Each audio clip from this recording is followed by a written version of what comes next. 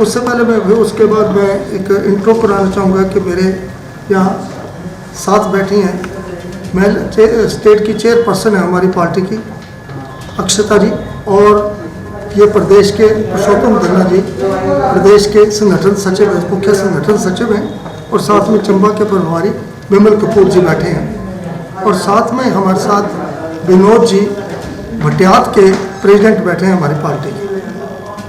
उसके बाद मैं आज चंबा के प्रेस के बीच में चंबा जिला की जो हमारी पार्टी है उसका कुछ गठन के पदाधिकारियों का सूचना आपको देना चाह रहा हूँ, परिचय देना चाह रहा हूँ। मेरे पहले तरफ को केवल राणा जी हैं, हमारे डिस्ट्रिक्ट प्रेसिडेंट होंगे, और साथ में सुरेश कुमार जी साथ बैठे हैं, ये जिला के महासचिव होंगे, और एक जिनकी इंट्रो की तो मुझे नहीं लगता कोई ज़रूरत है, पूजा जी, ये हमारी महिला मोर्चा की अध्यक्ष होंगी जिला चंबा की, और साथ में जो भरमौर है उसकी विशेषकर ये वहाँ पे प्रभारी भी रहेंगी, और पूरी जिम्मेवारी इनकी ऑर्गेनाइज करने की एज प्रेसिडेंट वहाँ पे रहेगी इनकी। और उसके साथ ही सुरेश कुमार जी जिन्होंने जिला परिषद का कोलका का ऊपर चुनाव भी लड़ा है, उनको हमने जिला का यूथ प्रेसिडेंट बनाया है।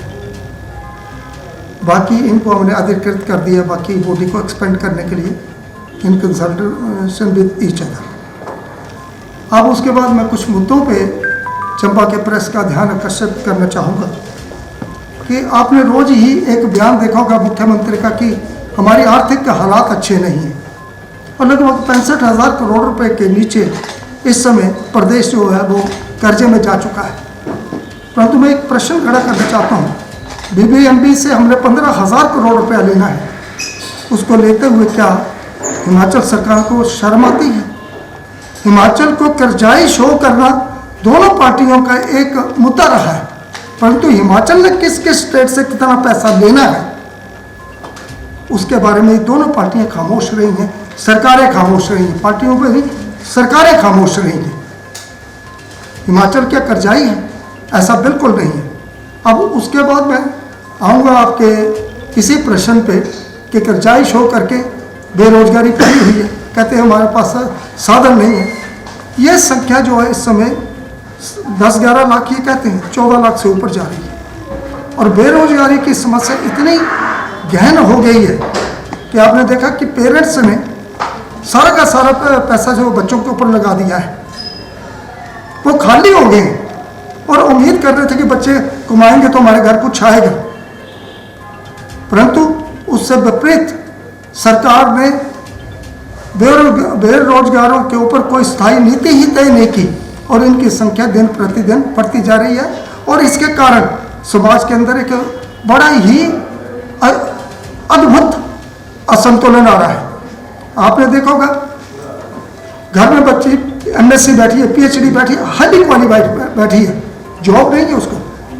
इसी ढंग से लड़का बैठा है, जॉब नहीं है, अगर जॉब है भी तो बेटा 8,000 रुपये लग जाओ तुम, ये 7,000 रुपये लग जाओ तुम, और फिर वो कैसे लगो? तुम ठेकेदार के पास लगो, ठेकेदार कमीशन देगा, तनख्वाह ठेकेदार देगा, और काम वो सरकार का करेगी, या कॉन्ट्रैक्टर पे लग जाओ। मैं आपके सामने प्रश्न पूछना चाहता हूँ, क्या हिमाचल के ये बच्चे आज 70 साल बाद ठेकेदारों के पास काम करेंगे? और इसके विपरीत जथा राजा तथा प्रजा, एक हमारा ये है president of India, regular no regular डट के पेंशन ले रहा है, MLA ले रहा है, चीफ मिनिस्टर ले रहा है, पूरी सामाजिक सुरक्षा है, परंतु हमारे बेरोजगार या इन बच्चों के लिए कोई सुरक्षा नहीं है, ना तो इनको स्थायी मतलब ढंग का रोजगार है, और अगर रोजगार है तो फिर उसके बाद पेंशन भी नहीं है। क्या पेंशन का हक जो है सिर्फ MLA और मिनिस्टर और चीफ मिनिस्टर को है?